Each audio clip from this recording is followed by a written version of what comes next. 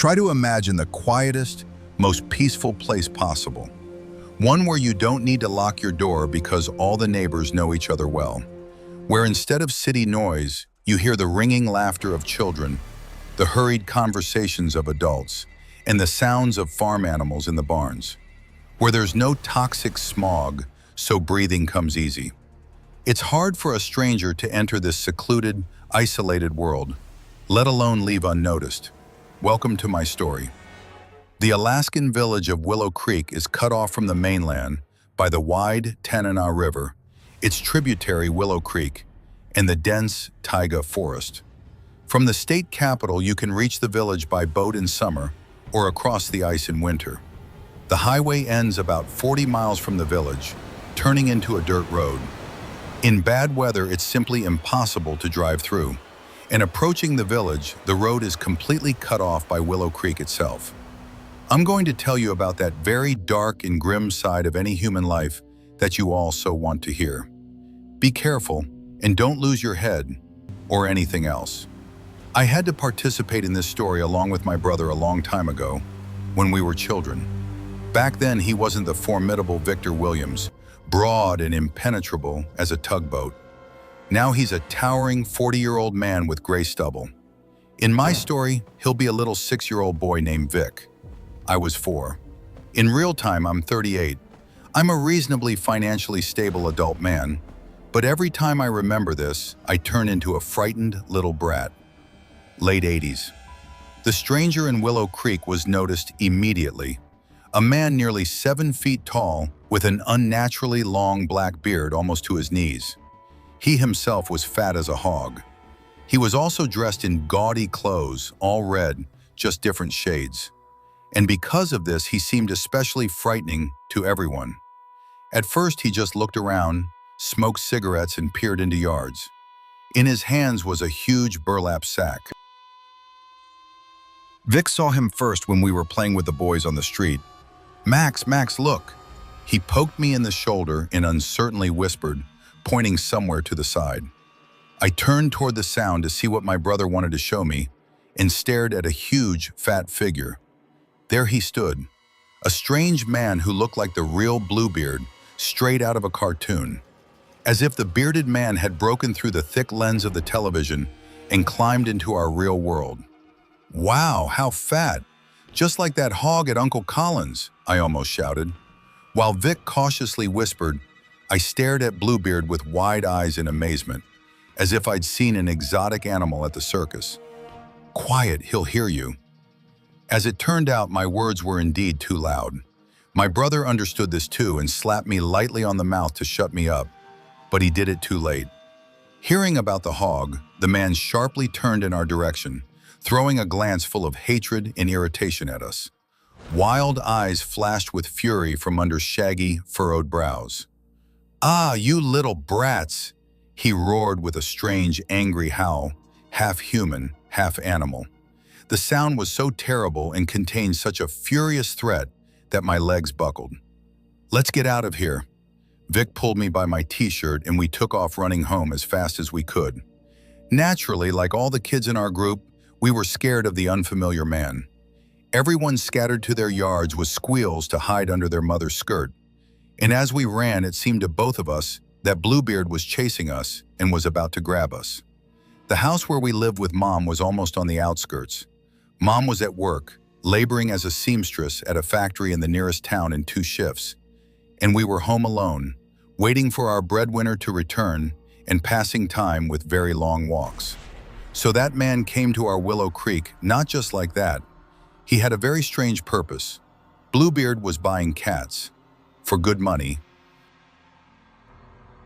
He approached yards, knocked on gates, and offered a fabulous sum of money for local cats. The bearded man didn't skip a single yard, approaching both rich houses and almost collapsed shacks. The neighbors were so greedy that they dragged all their cats to him. For such money, they were ready to sell their souls, not just give away their pets. Times were hard then.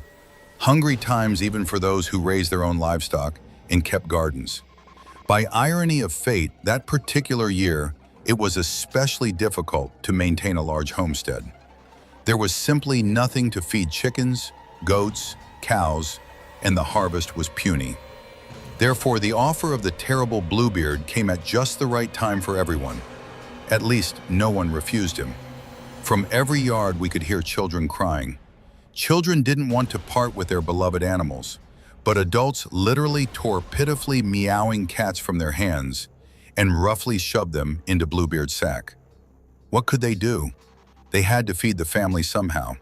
The children didn't understand that yet.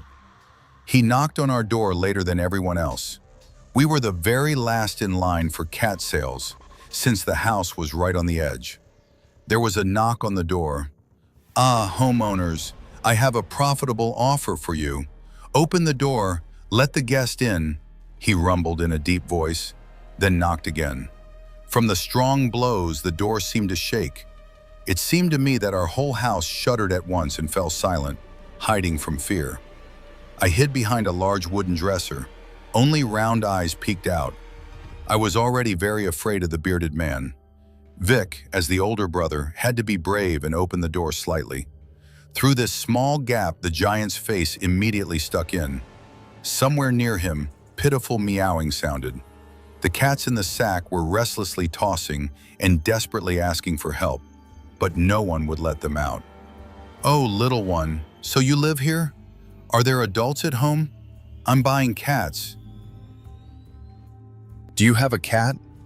Vic took a bigger breath and said clearly, "Mom's not home, she's at work, and my brother and I are too young to make such decisions. So, leave." My brother already pulled the door toward himself to slam it right in Bluebeard's face when he stuck his hand in the gap between the door and the jamb, then pressed on it, making the passage wider. Now his entire huge head squeezed through, and his beard dragged on the ground because Bluebeard bent down. Behind Vic, right in the middle of the kitchen on a striped rug, sat a cat. Fluffy, very beautiful. Her name was Marissa, a gentle kitty, never scratched in her life. We all loved her very much. "I see you do have a cat after all. Well, will you sell her?" the man asked, squinting his already small eyes that were lost in the folds of wrinkles on his broad face. "Make your mom happy. Look how much money I'll give you." The bearded man reached into his pocket and pulled out several paper bills, then stuck them under Vic's nose. My brother fearfully hid behind the wide wooden door, from where he peeked with one eye at the terrible stranger. "Give you our Marissa?" he said uncertainly, looking at the giant and shifting from foot to foot. "And why do you need her, mister?" Bluebeard smiled. Large gold teeth, like a horse's, flashed in his wide mouth. "I'll use her for a coat. You know how expensive coats are in the city? Fashionable ladies snap them up quickly, right out of your hands. And your Marissa is such a beauty. She'll go right on the collar. A solid coat will turn out. They'll even pay more for it." When I heard what he needed the cat for, I burst into tears, ran to her and pressed her to me. "For a collar? What are you talking about, mister? Don't use Marissa for a collar." Tears began to gather in the corners of Vic's eyes too. Bluebeard's gaze changed. It became so cold, cunning. The man came closer to the threshold, stood right up close, and looked into my Vic's wet eyes. "Don't be a fool, little one. I'll give you such money for just one cat. Give the bills to your mom in the evening. She'll bake you pies. You want them with apples. You want them with cherries. So, will you give me the cat?" I saw that my brother was wavering, and in desperation I howled even louder. This gave Vic the strength of confidence. "I won't," the boy shouted, and jerked the heavy door shut, immediately locking it with the key. At that same second, a heavy fist slammed into the door. It banged so hard that the wooden panel shook again. "Open the door right now, you little shit. You won't give her to me? I'll not only skin the cat, but I'll twist your head off too." The deep bass thundered. It didn't just thunder, it growled like a real tiger bear. But Vic didn't open it for him anymore. He grabbed me and Marissa and dragged us to the far room. The neighbors saw this picture, but they just twirled their fingers at their temples. Kids are small, what can you expect from them? At least they'd get more money. In their greed, the neighbors even caught all the stray cats in the village. Bluebeard left when the day was drawing to a close. By that time, 2 cats remained in the entire village: Marissa and Basil, an old, very old, one-eyed cat that lived with Grandma Christie on the other end of the village. This cat was a reminder of her deceased husband, so the grandmother absolutely didn't want to give him away. In the evening, Mother came home after a hard shift. Rumors fly quickly through the village. As soon as Mother crossed the village boundary, a neighbor already told her about the cat buyer's arrival, and even bragged about the money she received. Look, Lucy." The woman shoved crumpled bills under her nose. "Look how much is here. You can live carefree for a month on this money, and there'll be some left for the next. And this is just for 2 cats. Look how much he gave for them." "Oh, really? How wonderful." The Lord sent us luck this hungry year to survive it easier. You know, the cattle are dying, and the wheat in the fields is drying up. It's a bad harvest year, hungry, and winter's ahead. Mother smiled at her neighbor but kept thinking, if only her sons had also thought to sell their useless Marissa, because there's absolutely nothing to eat at home. You could roll a ball through it, and the money earned needed to be set aside for winter so as not to starve. She came home and the children were sitting right on the floor playing with Marissa. They were dragging a piece of straw across the floor, and she was jumping like a grasshopper. "How could you? How could you? Why didn't you sell the cat? All the neighbors sold theirs. You 2 are the only dimwits I have. God, why did you give me such children? This was our chance to survive the winter. What are we going to do now? They haven't paid me for 3 months already. The country's going through hard times now. We need to try to survive. And how can we survive when I don't have children, but 2 fools?" Mom, of course, scolded us very strongly, couldn't calm down, repeating the same thing over and over again. "What have you done, you little monsters? How could you not think to sell her? Who needs your flea-ridden cat? She catches mice, so what? What else? We could have gotten money for her, understand? Money. There's nothing to eat at home, and I'll show you now." Mother swung a towel and hit us both good. She cried and scolded, even tried to beat us both with a broom. She was very angry. In the end, she made us kneel in the corner on dried peas for almost an hour. During this time, she drank tea with dried field herbs, and only then calmed down a bit. We all settled down and sat down to dinner. Small boiled potatoes that Vic and I had stolen from the field. Night came. Mom fell asleep and we were still sitting in the bedroom, blowing on the painful wounds from the peas and stroking Marissa's fluffy head. We behaved very quietly, afraid of Mom's wrath, when suddenly the cat froze and stopped purring.